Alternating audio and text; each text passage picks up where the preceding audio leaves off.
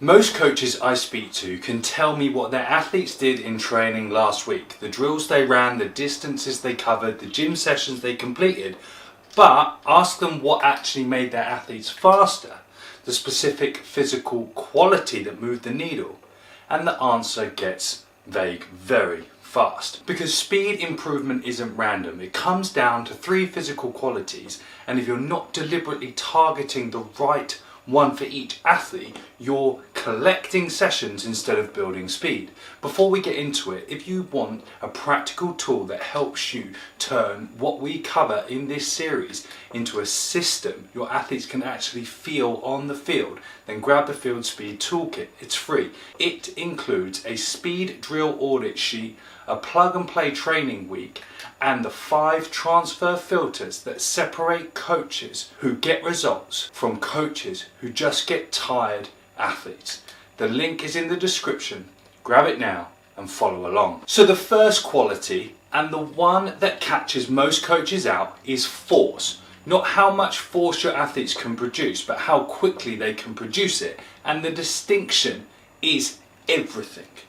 Here's what happens in most programs. The gym becomes the answer to speed. Athletes squat, they deadlift, they hit personal bests, and the numbers go up.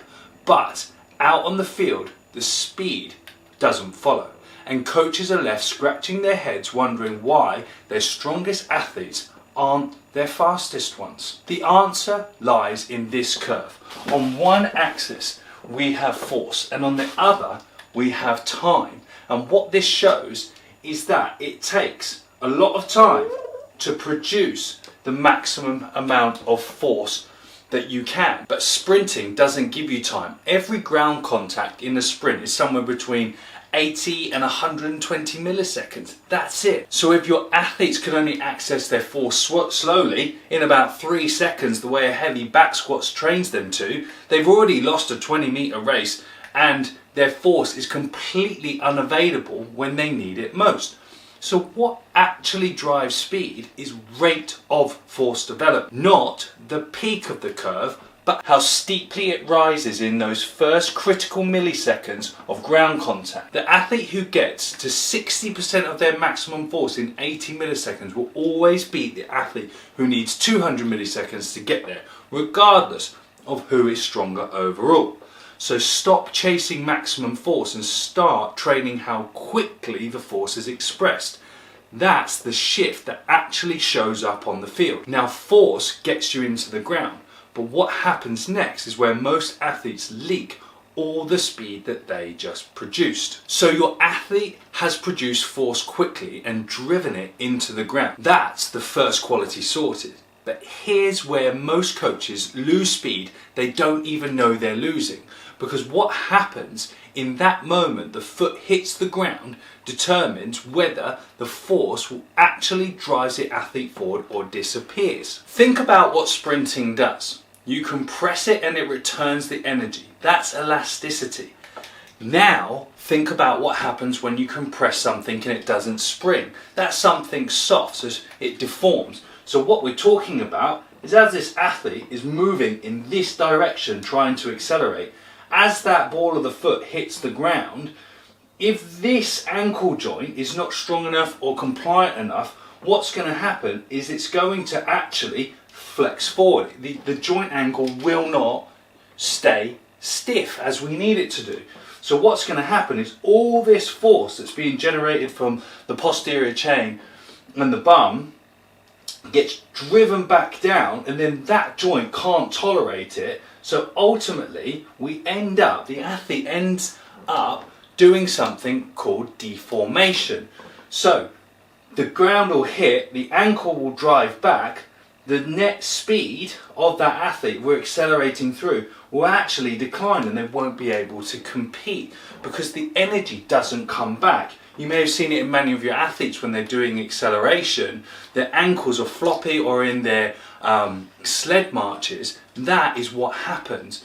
So just as fast as that force is produced from here, it disappears in the same way. And that's exactly what's happening when athletes do lack elasticity and the reactivity on ground contact. Let me draw out another example for you. Here's an athlete with good ground contact management, We'll take this one in an upright, figure 4, maximum velocity position. Okay, so this athlete is on the ground doing fantastic. They've got a slight knee bend and they're able to return the force really well. Now we take an athlete who can't manage good ground contact.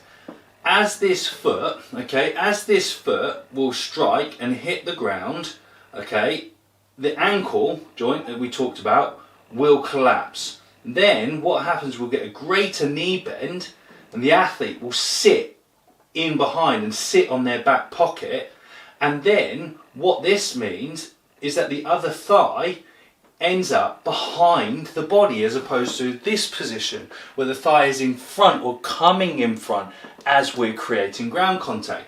So if we then, our ability, what we've then put down is only fractionally returned, which is forcing the athlete's hips down into the space, and then they get stuck there, which goes all the way through the system and it compresses. And then what happens with that, in the next stride and the subsequent stride, they can't get out of that because of gravity and speed. It's the physics of the movement.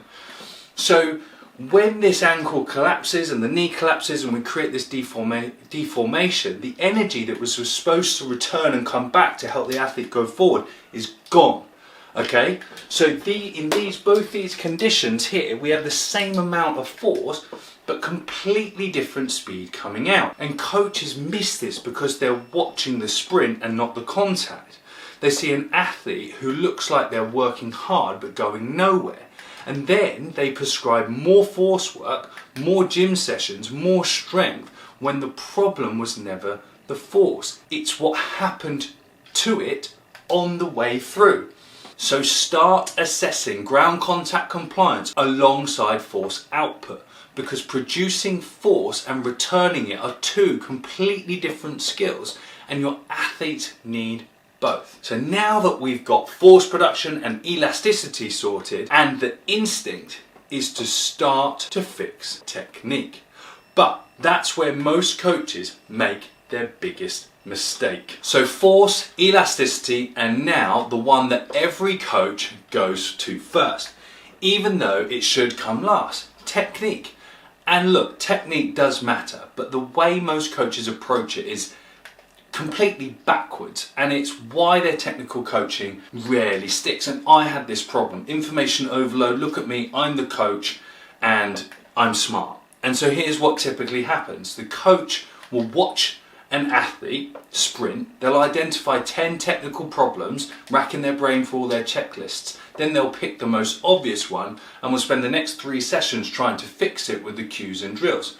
And for a day or two, maybe it improves. Then the next session comes around and it's gone, back to square one. And the coach tries again with a different cue and a different drill, same result. This isn't a coaching problem, it's a biology problem. So look at this diagram. On one axis, we've got the load or the dose of the intervention of the coaching cue. And on the other axis, we actually have the retention of the skill learning. This is fundamental skill acquisition. So what happens when you've got a beginner athlete, they're going to do the cue, they're going to do it well. We give them a dose, okay, of a cognitive load, but what happens is because of their lack of mastery, they have a significantly high rate of forgetting. They'll come up to one session and be like, what do we do? I don't even remember what that exercise was called. So what this shows you is that athletes forget the technical information almost immediately, but their nervous system doesn't have the physical foundation to retain the skill because the force qualities and the ground contact management underneath it aren't developed yet. You're trying to build the roof before the walls are up. But as speed age increases, as force dominance improves, and as ground contact compliance improves, the rate of forgetting will start to level out. So they're getting a greater retention of the skill. Okay? Technical coaching actually starts to land at this point now the athlete has the physical capabilities to assess the skill. So it's really important just to stop leading with technique and let your exercise selection do the teaching for you. So develop the force qualities, improve ground contact management, and technique improves naturally because the athlete now has the physical foundations to express it. This is known as dynamical systems theory. If we pick the right task and we give the athlete the right environment to do it, it's going to do the coaching for us. And inside the Sport Speed system, I use a framework called the Learn, Load, Execute, where we teach one part of the movement. We then load that part of the movement to reinforce it, and then we ask the athlete to perform that specific part of the movement as a rehearsal, and we cycle through that loop to beat this rate of forgetting and also develop the physical qualities at the same time. It works so well. And these qualities, force, elasticity and technique, if you get those right for each athlete, and speed stops being something that happens by accident. So let's all bring it together. What makes someone actually faster? It's not more drills, it's not more gym sessions, it's not more technical cues shouted across the field. It's these three simple qualities. Force produced quickly and in the right direction. Elasticity and reactivity, managing and returning ground contact energy instead of letting it leak out through deformation. And technique, not coached directly but developed naturally as the physical qualities underneath it improve. And here's the thing that ties it all three together. Most coaches are trying to fix the output, the sprint, the time, the technique, without ever addressing the inputs that produce it. That's why athletes plateau. That's why the strongest athletes aren't always the fastest. And that's why more training without the right focus just produce more trained athletes and not fast ones. So now you know the three levers. The next question is the one every coach asks once they've got this. How often should my athletes actually be sprinting? Because the answer isn't what most coaches think. And getting it wrong is one of the fastest ways to undo everything we've just covered. And that's exactly what episode 5 is going to cover. How often should your athlete sprint?